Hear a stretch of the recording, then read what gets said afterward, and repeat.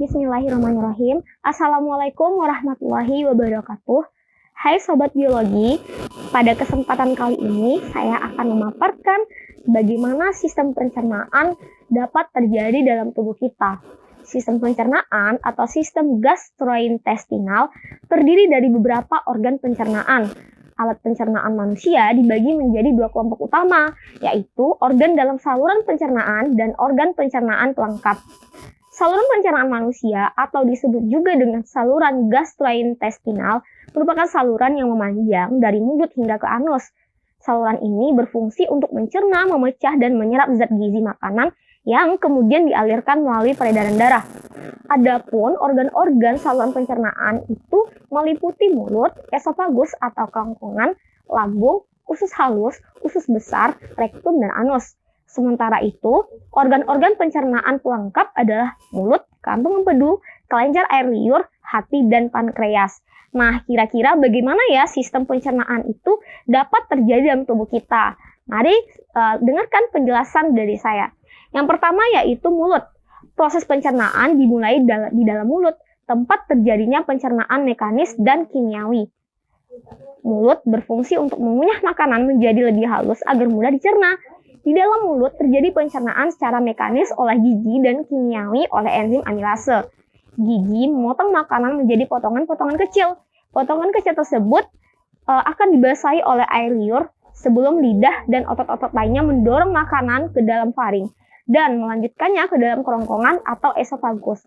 Oke, kita next ke kerongkongan. Otot-otot kerongkongan memindahkan makanan dengan gerakan peristaltik. Ini adalah kumpulan kontraksi dan relaksasi otot yang menimbulkan gerakan seperti gelombang, sehingga makanan terdorong masuk menuju lambung. Pada ujung kerongkongan terdapat sphincter atau otot-otot berbentuk cincin. Otot inilah yang akan memungkinkan makanan untuk masuk ke lambung dan kemudian menutupnya untuk mencegah makanan tersebut balik kembali ke kerongkongan. Oke, kita masuk ke organ lambung. Nah, lambung memiliki 3 fungsi utama dalam sistem pencernaan manusia, yaitu menyimpan makanan dan cairan yang tertelan, mencampur makanan dan cairan pencernaan yang diproduksinya, serta perlahan-lahan mengosongkan isinya ke dalam usus kecil. Pepsin merupakan enzim yang terdapat di dalam lambung, yang fungsinya yaitu untuk memecah protein menjadi pepton. Selain pepsin, juga ada asam klorida atau HCl, yang berfungsi untuk membunuh kuman dan bakteri pada makanan, serta mengaktifkan pepsinogen menjadi pepsin. Nah, selain lambung, kita masuk ke hati, pankreas, dan empedu. Hati adalah organ pelengkap dalam sistem pencernaan, karena akan membentuk cairan empedu yang diperlukan dalam proses pencernaan lemak. Empedu tersebut akan ditampung di kantung empedu sebelum digunakan di usus halus. Kantung empedu berfungsi untuk menyalurkan empedu ke usus halus. Hati merupakan organ yang akan menghasilkan empedu tersebut. Nah, selanjutnya ada pankreas nih sobat.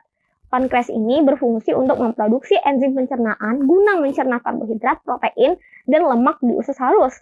Selain itu, pankreas juga menghasilkan senyawa bikarbonat yang akan menetralkan makanan dari lambung yang sifatnya asam, sehingga tidak akan melukai dinding usus halus.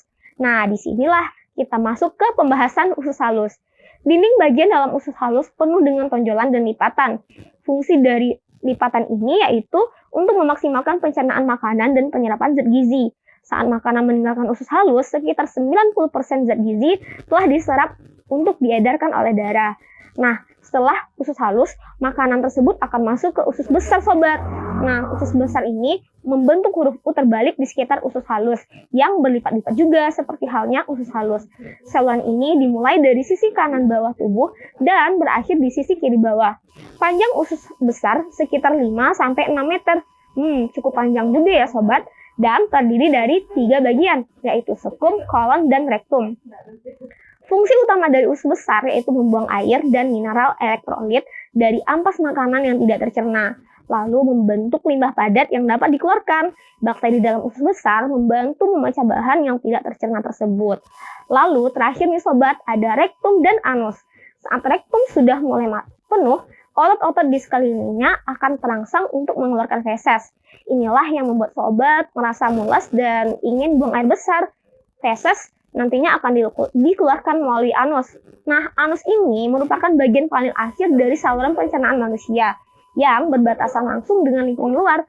Fungsi anus tak lain adalah sebagai tempat keluarnya feses. Otot-ototnya bisa berkontraksi di bawah kendali untuk mengatur pengeluaran feses. Nah, kurang lebih itulah sobat penjelasan terkait bagaimana makanan yang kita cerna tersebut terjadi di dalam tubuh kita.